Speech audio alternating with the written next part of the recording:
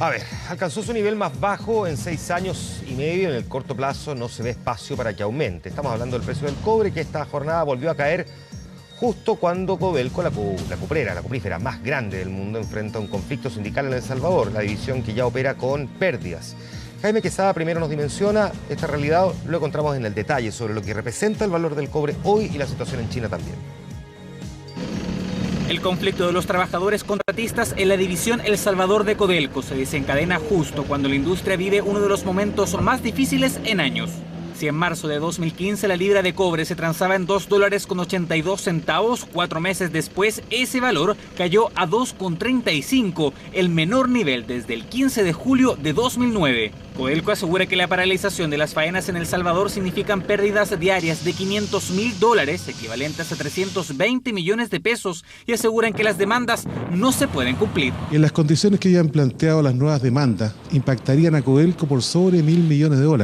Recurso que, insisto, no tiene disponible la compañía en estos momentos, considerando la situación económica del país, el precio del cobre y la necesidad de llevar adelante los proyectos estructurales que demandan una gran cantidad de recursos. Sin embargo, los trabajadores del cobre rechazan las cifras y acusan a la estatal de entregar argumentos que no corresponden a la realidad. Aquí hay una lógica de instalar también a nivel comunicacional que producto del precio del cobre, producto de la desaceleración o el no crecimiento, aquí no se pueden redistribuir la riqueza. Entonces, basta de falacia al pueblo, basta de falacia a los trabajadores.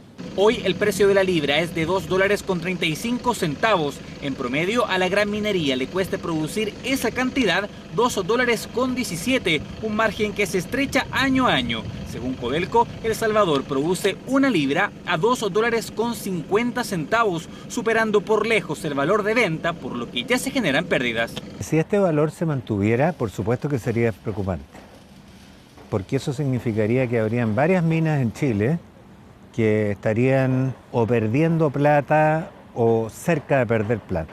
Situación que golpea al sueldo de Chile. Por cada centavo menos en el precio, el fisco deja de recibir $50 millones. Por eso, la diferencia entre el valor presupuestado y el promedio real de 2015 ya arrojan $2.000 millones menos de ingreso fiscal. El superciclo del cobre, que fue más largo de lo esperado y con precios más altos también de lo pronosticado, terminó. Creemos que este ciclo de bajos precios va a continuar, no a los niveles de hoy. Esperamos recuperación para los últimos meses de este año. Bajo precio del cobre, que también impulsa el valor del dólar. Solo en los últimos 5 días la divisa subió 15 pesos y las dudas en la economía china y la inestabilidad de su bolsa, que este lunes tuvo su caída más pronunciada en 8 años, podrían seguir afectando al metal rojo y presionando el alza a la moneda norteamericana. Todo está condicionado a la debilidad china. Si China no levanta cabeza, si sigue mostrando debilidad, podríamos ver justamente al cobre en 2,2 la libra y al dólar peso a niveles de 750 más o menos a final de año. Inestabilidad y dudas en la economía mundial que le pegan directo a la billetera del gobierno y a la de miles de consumidores que ven cómo el dólar está cada vez más alto. Sergio Trixio, gerente general de Rubix, gracias por estar aquí, bienvenido, buenas noches. Buenas noches, muchas gracias. Gustavo Lago, a quien veíamos recién en nuestra nota, académico del Departamento de Ingeniería y Minería de la UC, muchas gracias por estar aquí, bienvenido, buenas noches. Hola, buenas noches. Juan Carlos Guajardo, director ejecutivo de Plus Mining, director de CESCO, Centro de Estudios del Cobre y la Minería, bienvenido, gracias por estar aquí, buenas noches. Y Sergio Hernández, vicepresidente ejecutivo de Cochilco, la Corporación Chilena del Cobre, gracias por estar aquí, bienvenido. Buenas noches. Voy a partir con usted, Sergio. Primero, ¿qué está pasando con el precio del cobre a nivel global? Tratemos de mirarlo y después nos podemos sacar siquiera un poquitito, si es que alguien quiere retomarlo, el tema chino, pero en términos generales, ¿qué está pasando con el precio del cobre? Caídas de coyuntura más allá de todo lo predecible. Grandes consumidores con problemas. China, 49% del consumo mundial de cobre. Problemas en la industria manufacturera, menor producción a lo estimado. Problemas que tienen sus efectos en la bolsa. Una caída de la bolsa de Shanghái en 8,5% del viernes al lunes, una caída histórica. Huyen algunos inversionistas cuando ven expectativas de crecimiento más lento. Segundo, gran consumidor global, la zona europea, también con dificultades, algunos extractores de las complicaciones de las negociaciones con Grecia, que obviamente amenazan con contaminar el resto de algunos países de la zona europea, y Estados Unidos, que tiene un efecto doble. recuperación de la economía, probablemente mañana o pasado mañana puede haber una normalización de la tasa financiera de Estados Unidos, la tasa de interés, lo que significa que la economía se recupera, pero el dólar fuertemente al alza que impacta el precio de commodity que se transa en esa moneda. Y hay 3 explicaciones. Ya, vamos a ir retomando una a una. Antes me quiero ir contigo, Sergio, el Bloomberg Index Commodity, no sé cómo es el nombre del indicador este que en el fondo reúne todas las materias primas. Entiendo que ha bajado, corrígeme si me equivoco, entre un 10 y un 11% en el año. O sea, si sumamos, por supuesto, el cobre, el petróleo y todas las materias primas, todos los commodities en la práctica. ¿Cuánto, primero, incide el cobre en ese indicador? Y segundo, ¿cuán profunda es la caída realmente en el valor del cobre? Como para empezar a preocuparnos. Sí, hay varios índices que agrupan varios commodities y estamos viendo en el mundo que todas las materias primas están bajo presión. ¿Por qué? Porque el mundo está creciendo poco hace muchos años atrás y por lo otro que comentaba Sergio también es que el precio del dólar está subiendo mucho a nivel global y eso hace que se encarezcan todos los commodities que se cotizan en dólares. Entonces, por ese motivo hay una menor demanda. Entonces, el problema de bajo crecimiento a nivel global, que es muy probable que se prolongue por varios años más, y este dólar que está subiendo en el mundo, son 2 factores centrales que hacen que caigan las materias primas y particularmente el cobre. Este año el cobre ha caído algo así como un 15%, pero ya venimos hace varios años que el cobre viene cayendo. Alcanzamos un pic sobre los $4 la libra el 2011 y de ahí hasta ahora estamos en un ciclo bajista que todavía no vemos señales de que pueda frenarse. Está rompiéndose mínimo y es probable que siga cayendo en el corto plazo el cobre. Tú dices, ha caído en un 15%, pero además respecto de Chile, ¿cuánto ha caído la venta? ¿Se tiene más o menos ese cálculo? Al menos si lo podemos mirar en términos de datos consolidados al año pasado, ¿o todavía no? No, las ventas en volumen no caen. No, se mantienen. Se mantienen las ventas en volumen. Porque si uno suma una cosa con la otra, eso sí que es un desastre. No, la venta se mantiene, las compañías mineras están absolutamente vendidas en toda su producción, programas que cierran el año anterior, están comprometidas y entregando todo su volumen de producción. Claro, pero es que la lógica indicaría, y a ver si alguien me puede ayudar aquí, estoy pensando desde la República completamente de la ignorancia. Cualquier ciudadano podría pensar que si el principal comprador de cobre del mundo está entrando en una ralentización de la economía, una de las cosas que eventualmente podría hacer es comprar menos cobre y por lo tanto que afecta a los países que le venden. Por lo tanto, ¿cómo se entiende que todavía sigamos vendiendo la misma cantidad, el mismo volumen de cobre? Es que lo que ocurre es que acá en los mercados financieros donde se cotiza el cobre hay muchas expectativas y finalmente en esa expectativa está el precio. Y por ese motivo es que el precio se está adelantando a un escenario que no mejora. Entonces no es que se venda menos cobre, sino que se espera una menor demanda, se espera un débil crecimiento a nivel global y eso se traduce a menores precios de aquí en adelante. Y eso es lo que está pasando finalmente en este minuto y también eso genera reacciones en los mercados de los inversionistas que se alejan precisamente de este tipo de instrumentos y por eso cae aún más. Me gustaría preguntarle, Gustavo, desde el punto de vista del cobre que nosotros estamos vendiendo, ¿cuán competitivo es todavía en términos del mercado, de lo que está disponible en el mercado a nivel mundial?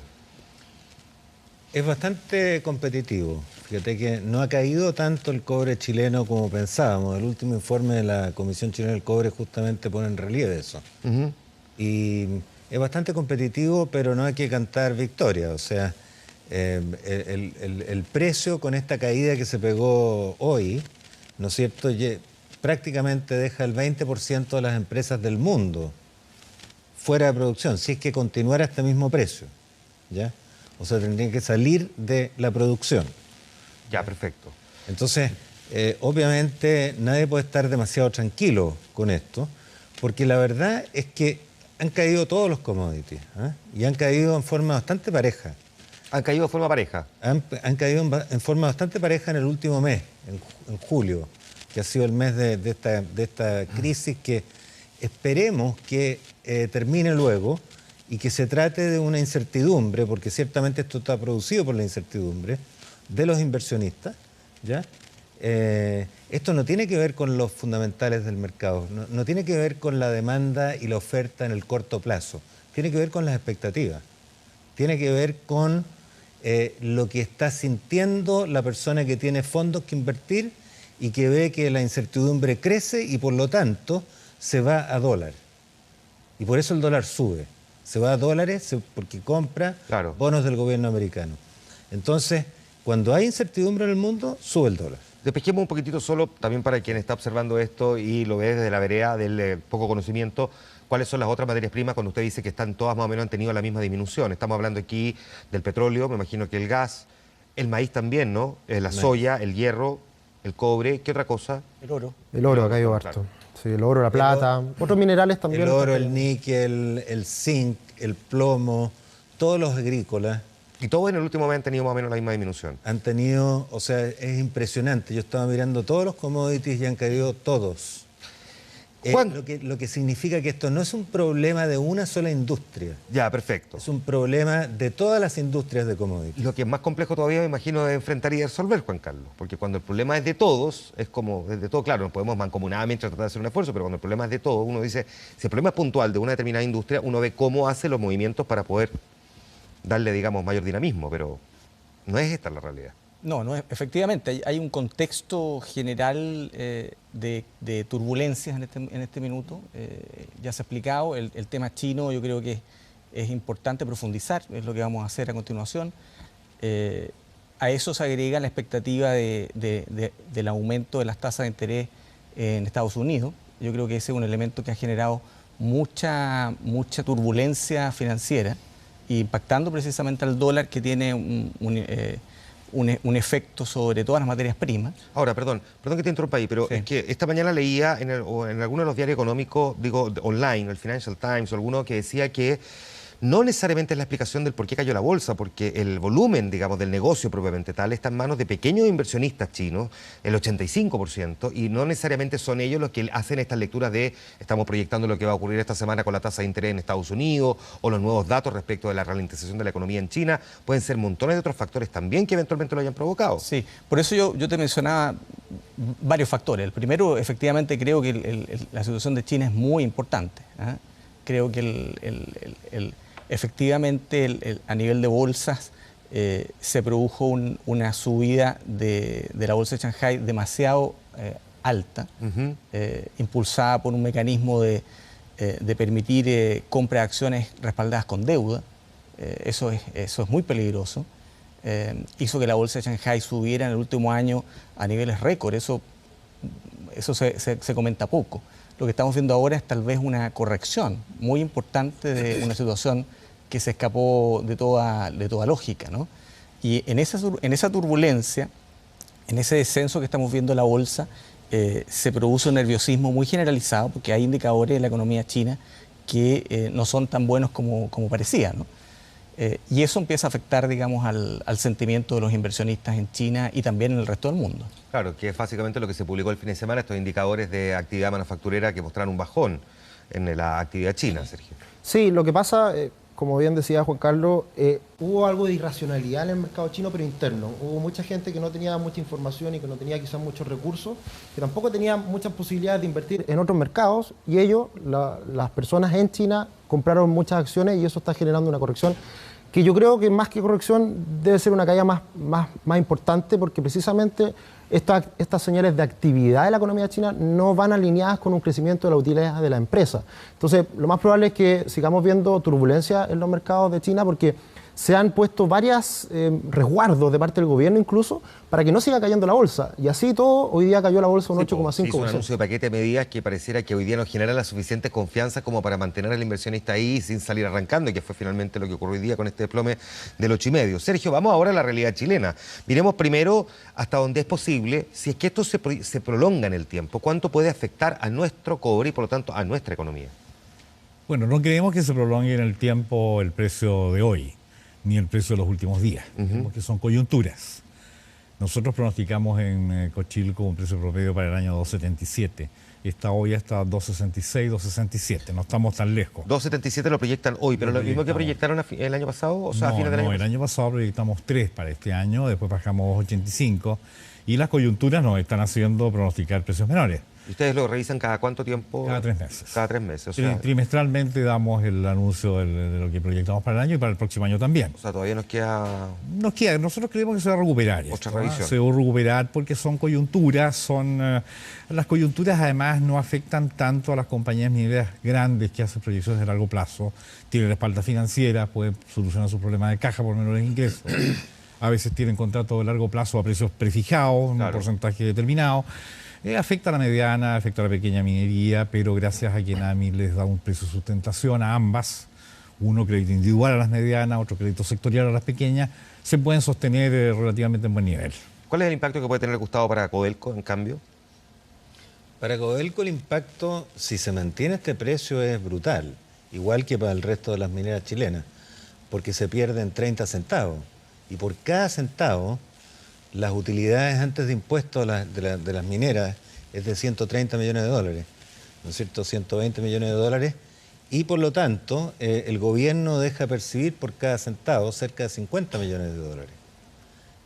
Y eso es... ¿Cuánto me dijiste?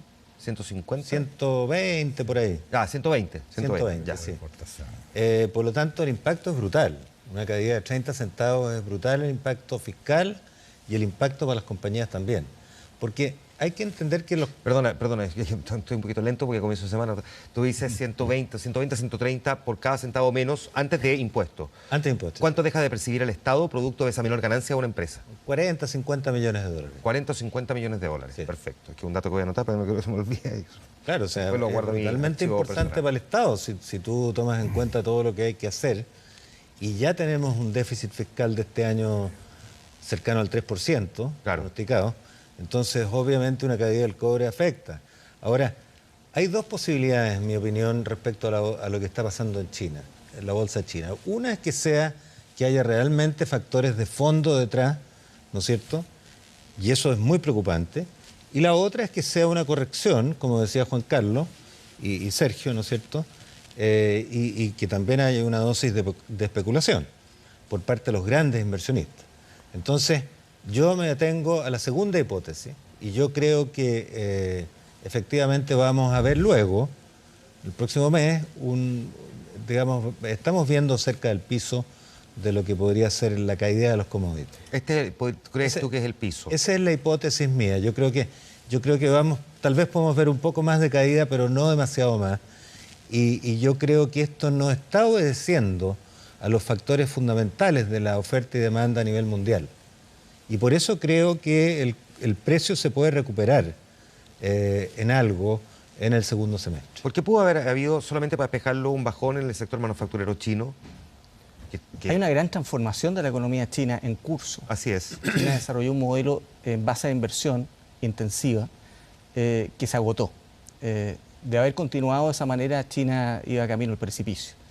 Y ellos están realizando una ola de transformaciones estructurales gigantesca que implica el crecimiento en base al consumo interno, más que la inversión.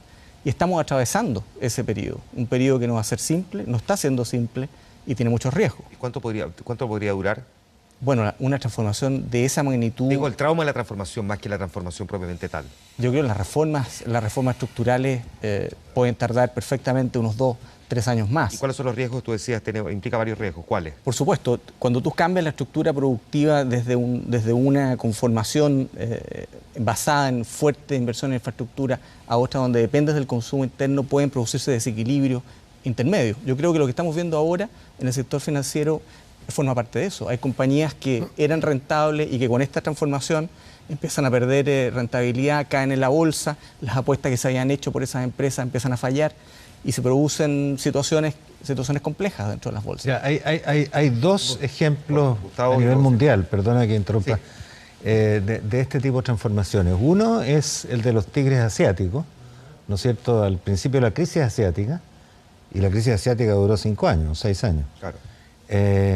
China, nosotros sabíamos que tenía que pasar por esto, por un periodo muy turbulento, y es de esperar que el manejo, ¿no es cierto?, tanto del Fondo Monetario Internacional como de los países desarrollados y de la propia China, sea el adecuado y no sea tan inadecuado como fue durante la crisis asiática.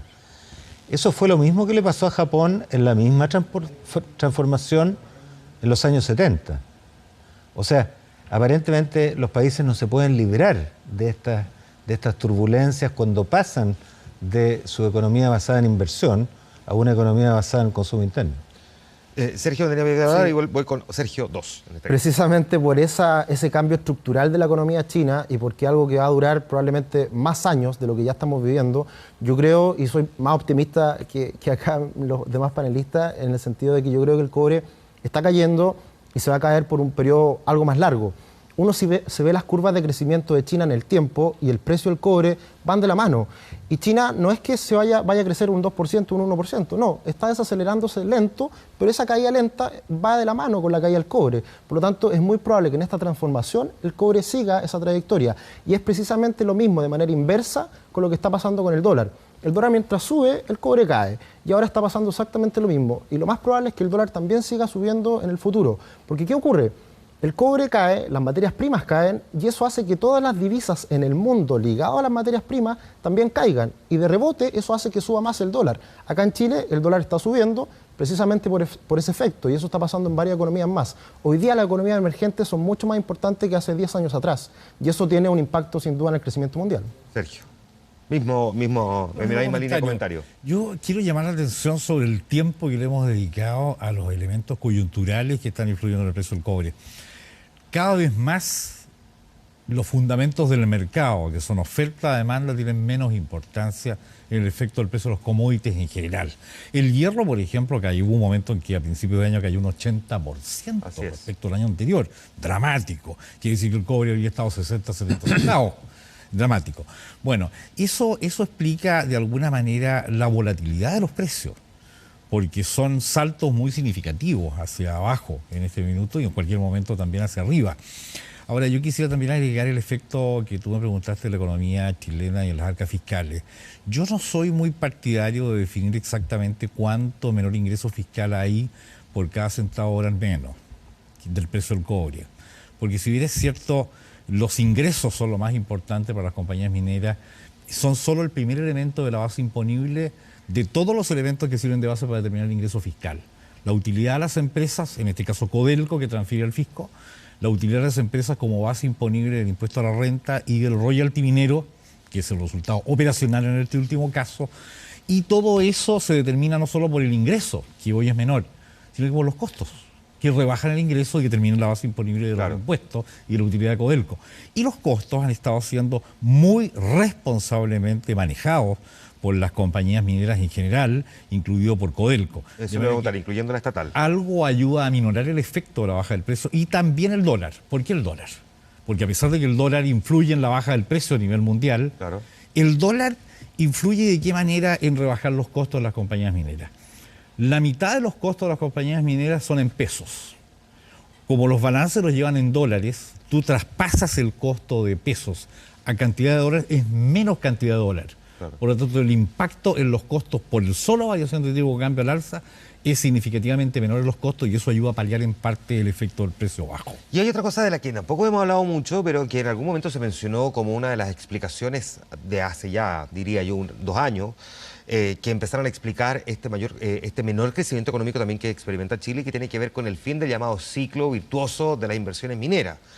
¿Cuánto también de eso hoy día se ve reflejado también en esto que estamos discutiendo? ¿Cuánto de ese fin de ese ciclo, entre otras cosas, se proyecta por la realidad que ha vivido el metal rojo en el último tiempo? Parto contigo, Sergio. Sí, lo que pasa es que hoy día con un menor precio, obviamente que las empresas mineras ganan menos dinero y por ese motivo hay menos inversión, tan simple como eso. Entonces, la caída en el crecimiento de Chile en el último tiempo se debe a un sinnúmero de factores, pero parte importante también viene por la inversión minera, que fue muy beneficiosa hace algunos años atrás y ahora está haciendo algo negativo, no está ayudando en ese sentido. Entonces, por ese motivo es probable también de que la inversión siga muy baja en nuestro país y eso también golpee a la economía nacional. También uno se hace el mismo ejercicio de cómo es el crecimiento de China, se ve a la baja, el precio del cobre se ve a la baja y la inversión también va en la misma dirección. Entonces va muy de la mano todos estos aspectos y por lo mismo también es esperable que nuestra economía siga alicaída por un tiempo más. Porque, Gustavo, también en algún momento se dijo que una de las razones, además de las que explica Sergio, de ese término, de ese ciclo, entre otras cosas, por lo cual se había visto afectado, estaba el encarecimiento de la mano de obra, una judicialización de muchos proyectos y también una disminución, digamos, de la ley del cobre propiamente tal en algunas minas, y que eso también había tenido cierto impacto en nuestra economía, al menos en este sector. Sí, yo pienso, Juan Manuel, que aquí hay 2 factores. Uno es el precio, obviamente, y el estado de la economía mundial, porque los inversionistas no invierten cuando las cosas se ven mal, sino que se van a instrumentos seguros, porque son mejores, ¿ya? Lo otro es demasiado riesgoso. Entonces, nunca hay inversión alta cuando el ciclo económico mundial está bajo. Tenemos que esperar que el ciclo suba para que para tener más inversión, pero además de eso tenemos una obstrucción, ¿no es cierto?, en el país, que se llama incertidumbre, esa es mi visión, incertidumbre de una serie de fallos, no solo judiciales, sino que también administrativos, ¿no es cierto?, que no han dado señales claras de cómo va a operar este sistema. Y eso yo creo que es muy importante. O sea, incluso si el precio subiera el día de mañana a niveles interesantes, yo creo que habría varias inversiones que no se gatillarían justamente porque están estas dudas sobre qué dirección van a tomar, ¿no es cierto?, la justicia y las decisiones administrativas. Punto ese. ¿Algo más que quisieran agregar? Porque tengo... por favor. Sí.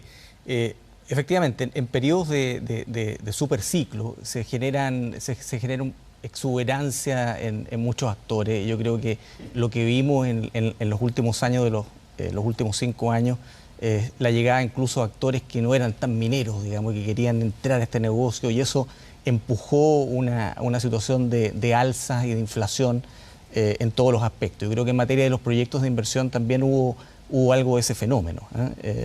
Cuando los precios bajan, inmediatamente salen estos actores que no son actores verdaderamente mineros.